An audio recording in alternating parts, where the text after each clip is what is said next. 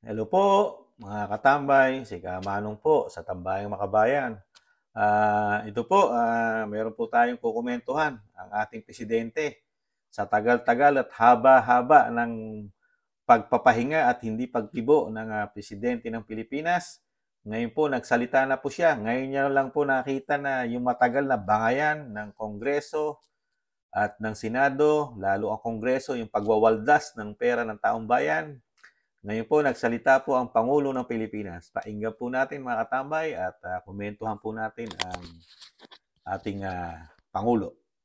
Itigil na ang bangayan. Yan po ang gusto mangyari ni Pangulong Bongbong Marcos sa Senado at sa Kamara sa gitna ng issue sa charter change na dinidikit daw sa unay kudeta sa Senado. Nasa frontline ng balitang yan, Marian Enriquez. I don't know why there is such. It's really a storm in a teacup because this has been decided very long ago from both the leaders of both houses. Nagtataka si Pangulong Bongbong Marcos kung bakit nagbabangayan ng Senado at Kamara sa usapin ng charter change o pag-amyenda sa saligang batas. Ilang buwan na raw kasing tapos ang konsultasyon para rito. I always said the Senate will take the lead. The Senate is taking the lead.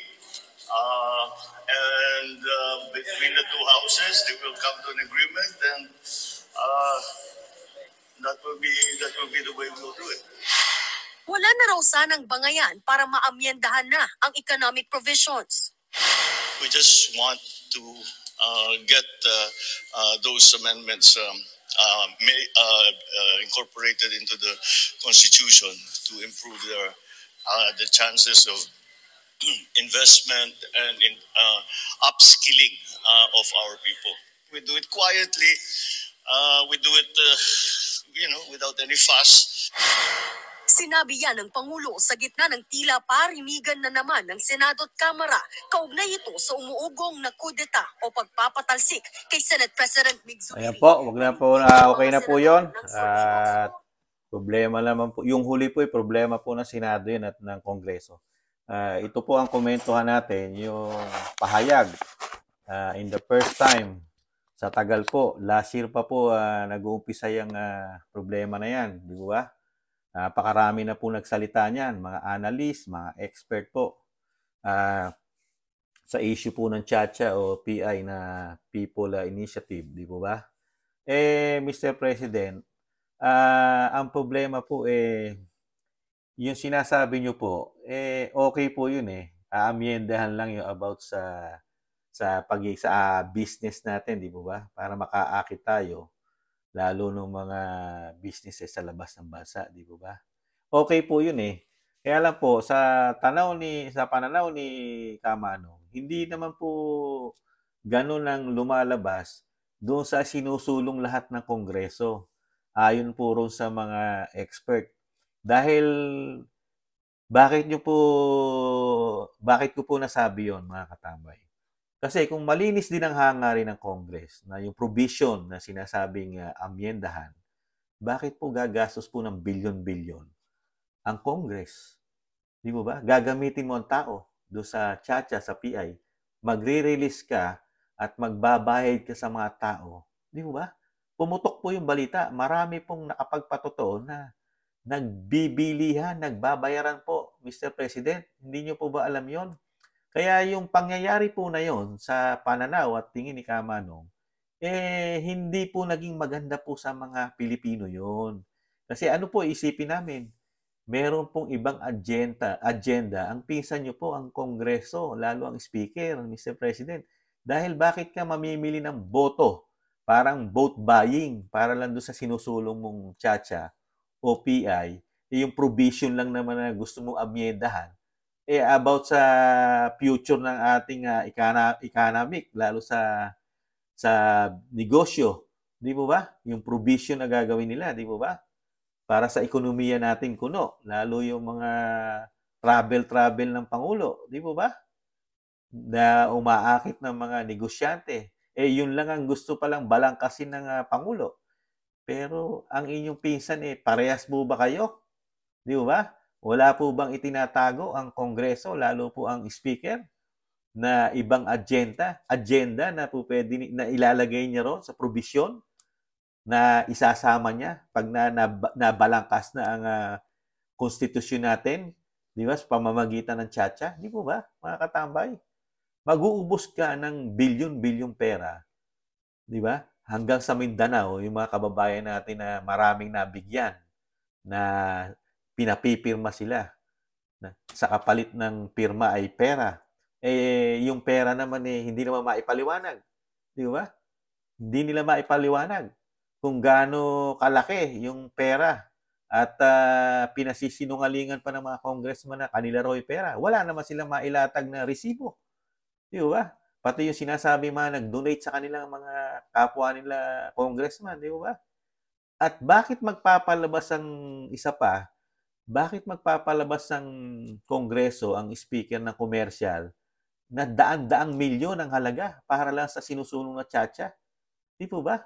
Yung provision na sinasabi nyo, Mr. President, mag-uubos po ng pera ng bayan. Di ba? Kung ang hangarin lang pala nyo yung provision na makakatulong sa ating ekonomiya, bakit kailangan pa po nating mag-ubos ng bilyon-bilyon o daan-daang milyon? Di ba? Inaano pa natin sa televise o sa national TV na nagko-commercial tayo, Mr. President. Samantalang yung layunin pala natin na sinasabi nyo ngayon sa amin, napakaganda. Di ba? Kahit hindi na tayo gumastos po ng bilyon-bilyon, milyon-milyon na pera at hindi na tayo mamimili ng boto para sa mga pirma, kaya na po namin i-adapt yun, Mr. President. Kaya na po namin kahit hindi na kami papirmahin. Di ba? Kaya lang po, ang speaker, ang Congress, hindi naglalatag, walang ibinibigay sa amin, walang agreement na matibay kung ano talaga ang priority o ano agenda lahat ng papalitan ng saligang batas. Di ba? Ng 1987 Constitution, mga katambay. Di ba? Wala man lang tayo, kumbaga sa kontrata, walang memorandum of agreement na inilalatag sa atin ng Congress. Kaya hindi natin maibigay, hindi natin nagkakaroon tayo ng question, di ba? Pati yung mga matatalinong tao na expert, pati sila nagdududa, di ba? Dahil hindi naman sinasabi lahat ng Congress, ng speaker, yung plano nila. Pinagaganda lang nila, di ba? Di ba? Dahil babaklasin yung provision para dun sa makakatulong sa ating ekonomiya ng bansa. Di ba? Kaya, lumaki na ng lumaki issue. Dahil, ginamitan nyo ng malaking pera. Ano isipin namin, di ba? Nag-uubos tayo ng pera para lang doon, di ba? Ang mga Pilipino, gising na, Mr. President. Nag-iisip na po mga Pilipino ngayon. Di ba? Hindi magwawaldas ng bilyon-bilyon pera, milyon-milyon, na ganun lang pala ang gusto nyong gawin. Di ba? Sa panahon ni Pangulong Duterte, nagawa na po yan Pero hindi gumastos po at hindi nagbayad para mapapirma at mapabalangkas. Marami na pong binalangkas sa panahon ni Pangulong Duterte, yung talagang makakatulong sa bansa na hindi gumastos ng bilyon-bilyon at hindi namili ng boto para mapapirma lang. Di ba? Di ba mga katambay? May mga provision na rin silang binago sa ekonomiya natin na makakatulong sa mga negosyo. Di ba? Dito po, sa Pangulo po natin ngayon lang siya nagsalita. Nagkaubos-ubos na po ang pera ng pondo ng Pilipinas na hindi malaman kung saan dinadala. Ngayon lang nagsalita ang ating presidente kung kailan nakapagwaldas na ng maraming pera ang Kongreso. Bawal na bawal pa naman mga katambay sa bagong Pilipinas ang waldas. Di ba? Ang waldas, ang kurap, di ba? Ang nangungupit. Di ba? Pero yung ginawa ng Kongreso, di ba? Di umano, saka ng Senado, puro pagwawaldas, di ba? Puro hearing, di ba? Hearing ng hearing. Walang katapusang hearing ng PI, di ba? Batuhan ng batuhan. Lahat tama, di ba? Pero ang kawawa, si Juan de la Cruz, ubos. Walang napupuntahan ng mga tax natin. Napupunta lang saan? Pambayad sa mga media. Pambayad sa mga telebisyon dahil kinukomersyal pa. Pero ang problema natin sa bigas, pangarap pa rin. Di ba? Pero sila, ang ginagawa sa ating trabaho. Last year pa, matatapos na naman ang buwan, di ba?